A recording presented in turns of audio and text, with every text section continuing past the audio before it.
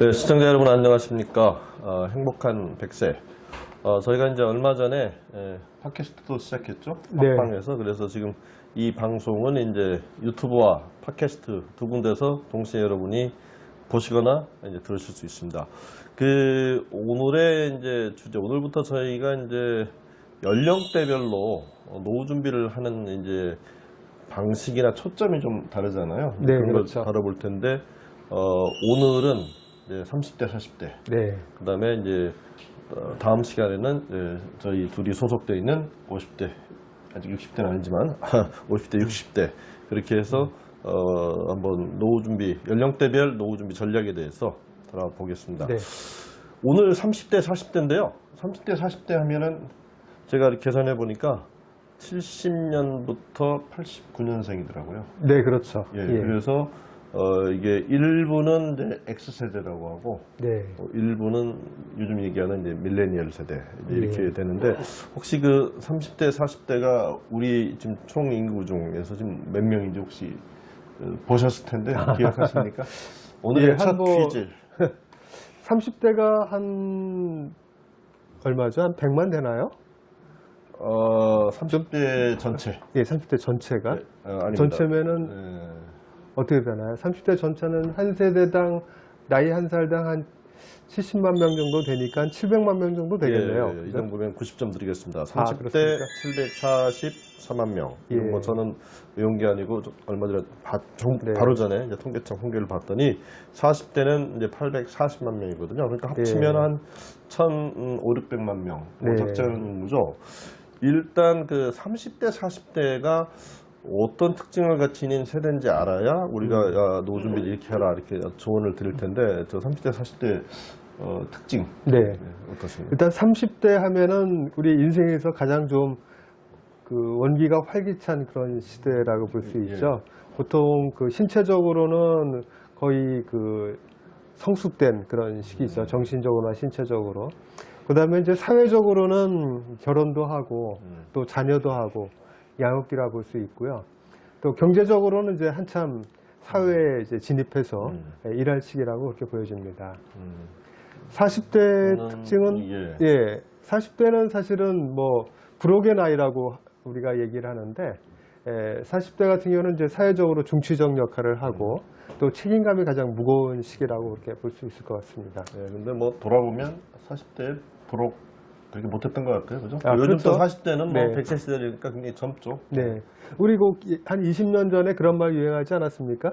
그 40대 같은 경우에 과거에 오렌지족이나 뭐 이렇게 폭주족, 뭐 야타족 이런 걸로 좀 불렸던 세대가 사실 40대였던 것 같아요. 옛날에 생각했던 이제 30, 40대하고 좀 다르신데, 자, 그럼 본론으로 들어가서 30대, 40대 이제 그런 특징을 지닌 세대인데, 그럼 노후 준비, 이제 100세 시대잖아요. 네, 그렇죠.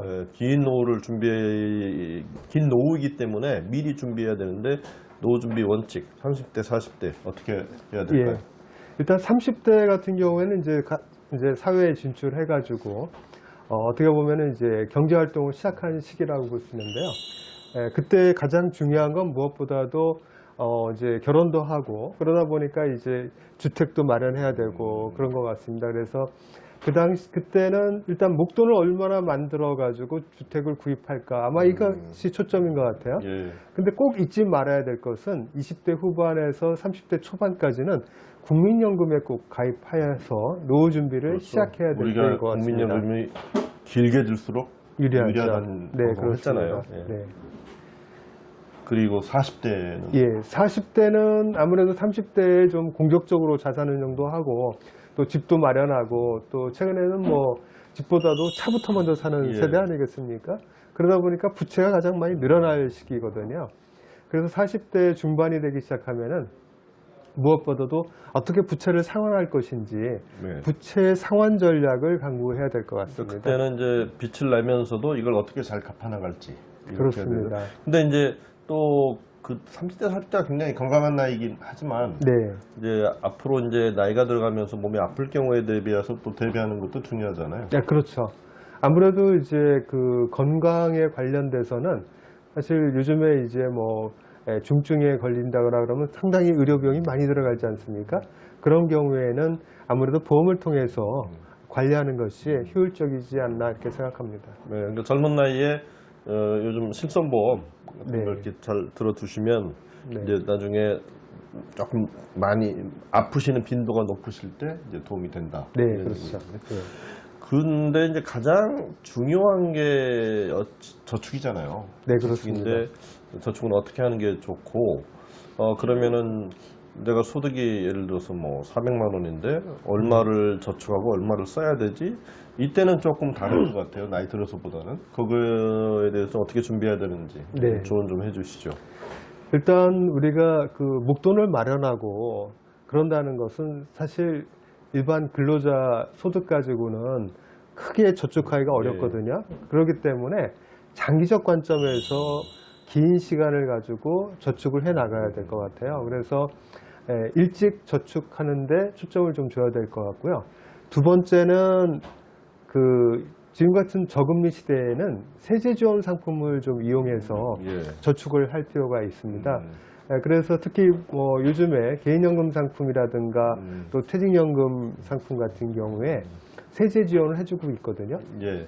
그래서 세제 지원 금액도 보통 이제 세액 공제가 13.5% 정도 되니까 예. 결국은 그것이 수익률로 그러니까 돌아온다고 13.5% 된다는 거는 자기가 부입한 자금의 13.5%가 예, 세금이 빠진다. 그렇죠. 세금을 공제해 준다 예. 이렇게 생각하시면 됩니다. 그래서 예를 들어서 100만 원을 납입을 했다면은 13만 5천 원이 예. 나중에 근로소득세 납입할 때라든가 세금 납입할 때 예. 그만큼 공제해서 납입하게 되는 거죠. 예.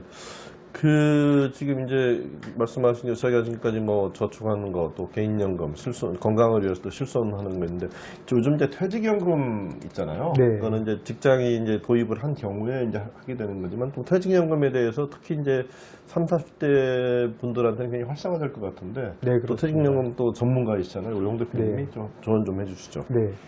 일단 직장에 들어가게 되면 회사가 퇴직연금에 가입하고 있는지 안 하는지 굉장히 중요하거든요. 그래서 퇴직연금에 가입하게 되면은 두 가지 종류가 있어요. 확정급여형 제도하고 확정기여형 제도가 있는데 일단 둘 중에 하나를 가입하게 되면은 이제 퇴직하게 돼서 연금으로 나중에 수령할 수 있다는 것이죠. 그래서 국민연금의 소득 대체율이 대체적으로 한 20% 정도 네, 차지한다고 볼 얼마 수가 안 되는 있어요. 거죠? 예. 퇴직연금도 한 10%에서 15% 되거든요. 그래서 퇴직연금을 통해서 국민연금에서 모자라는 부분을 채울 수 있는 부분이 좋고요. 특히 퇴직연금 같은 경우에 회사에서 지원되는 그것뿐만 아니라 본인이 추가로 납부할 수 있거든요. 그래서 연간 700만 원까지 세제 혜택이 지원이 되기 때문에 급여에 통상 한 5% 정도 추가적으로 가입하게 되면은 전체적으로 노후에 필요한 자금이 생애소득의 70%라면 대략적으로 국민연금, 또 퇴직연금, 또 개인 퇴직연금 이렇게 해가지고 한 70% 선을 맞출 수 있지 않을까 이렇게 생각합니다. 예, 지금 저희가 국민연금 말씀드렸고, 이제 개인연금 말씀드렸고, 이제 퇴직연금 이 세 가지가 이제 우리가 3층 구조라고 하는 네, 얘기니까 그렇습니다. 젊었을 때부터 잘 준비하시면 노후 준비 하는 굉장히 중요한 방법이다, 초점이다 이렇게 말씀드릴 수 있을 것 같고요. 우리가 보통 10분 정도 하기로 했잖아요. 네, 딱 그렇습니다. 시간 보니까 9분 정도 네. 돼가는데 네. 지금까지 말씀하신 거 외에 또 추천하실 금융 상품이 있으시면 네. 간략하게 이제 초점이 막 가고 네, 있습니다. 그렇습니다. 최근에 이제 종합 자산관리 계좌가 정부가 도입을 했거든요. 그래서 그 상품은 세제 지원을 해주는데 연간 한 2천만 원까지 예. 납입할 수 있고요.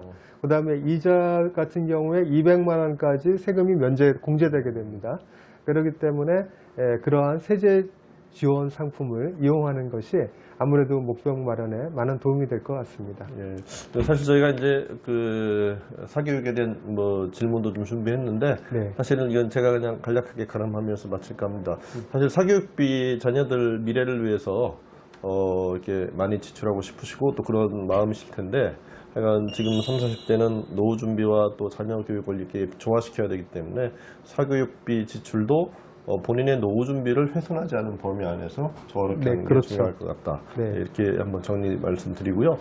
30, 40대 굉장히 중요한 시기고 젊음이 넘치는 시기인데 여러분들은 뭐 저희보다 훨씬 더 오래 사실 거예요. 그래서 긴 노후를 미리 젊어서부터 해두면 나중에 그렇죠. 편하다. 편안하고. 오늘 해주신 예. 말씀이 그 핵심이 예, 그렇죠. 아니겠습니까? 네. 예.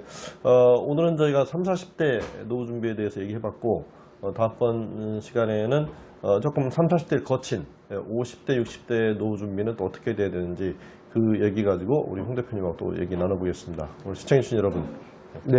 감사합니다. 감사합니다.